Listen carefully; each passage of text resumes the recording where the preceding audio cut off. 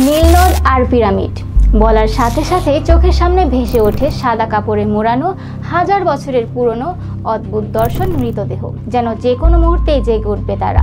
গল্প সিনেমার বদৌলতে মমি সম্পর্কে জানে না এমন কাউকে মনে হয় খুঁজে পাওয়া যাবে না, কিন্তু কাদের মৃতদেহের মমি এগুলো?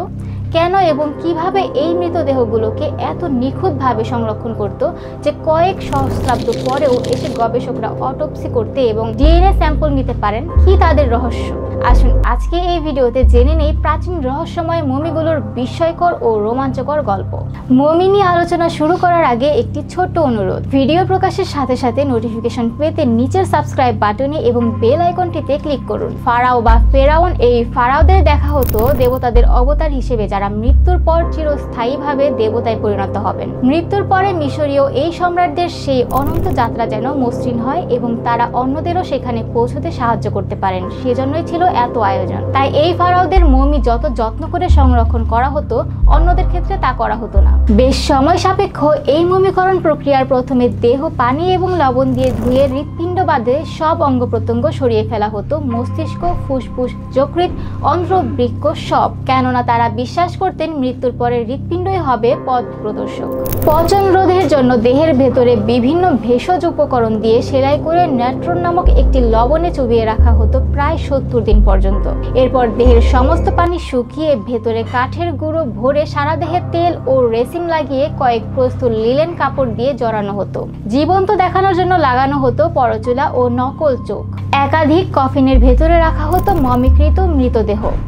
সেই সাথে সমাধিতে দিয়ে দেওয়া হতো স্বর্ণ, অলংকার, খাদ্য, পানীয় সহ নানা নিত্য প্রয়োজনীয় সব সামগ্রী। এমনকি দাস দাসীদের হত্যা করে তাদের দেহ পর্যন্ত যোগ করা হতো সেখানে। দেবতারূপী মিশরীয় সম্রাটদের সমাধি কক্ষগুলো দেখা হতো অতি পবিত্র স্থান হিসেবে, যার ধারে কাছে যাওয়াও ছিল বিশাল এক পাপ। ওল্ড কিংডমের বেশ কিছু সমাধি কক্ষে লেখাও থাকতো বিভিন্ন অভিশাপ। মিশরের পিরামিডের ভিতরে, মরুভূমিতে ও উপত্যকায় পাওয়া গেছে অসংখ্য মমি। এর মধ্যে সবচেয়ে বিখ্যাত জীবদ্দশায় নামডাকহীন মাত্র 19 বছর বয়সী এক সম্রাট তুতেনখামেন।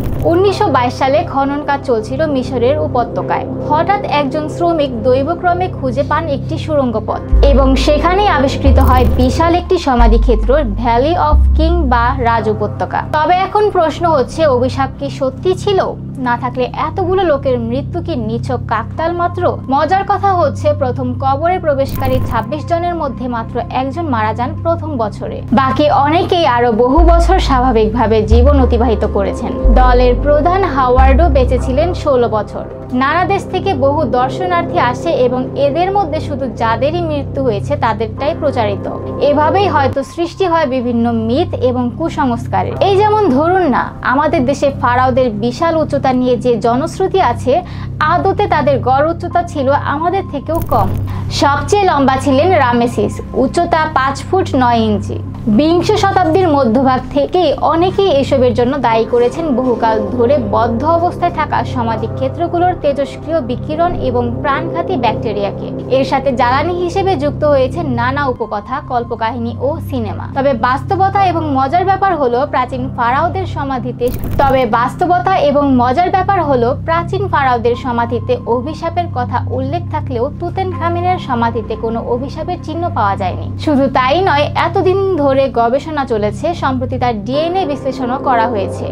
আর তাছাড়া জনশ্রুতি আছে কার্টার নিজেও নাকি গুজব ছড়াতে সাহায্য করেছিলেন যেন লুটপাট করতে কেউ না আসে।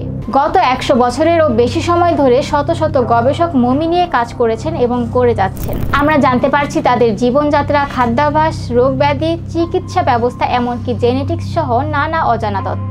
আপনিও চাইলে মিশর গিয়ে নিজ চোখে দেখে আসতে পারেন সহস্রাধিক বছরের পুরনো এই মৃতদেহগুলো, যা শুধু মিশর কেন, মানব সভ্যতার ইতিহাসেরই এক বিস্ময়কর নিদর্শন। দর্শক, কেমন লাগলো আজকের ভিডিওটি?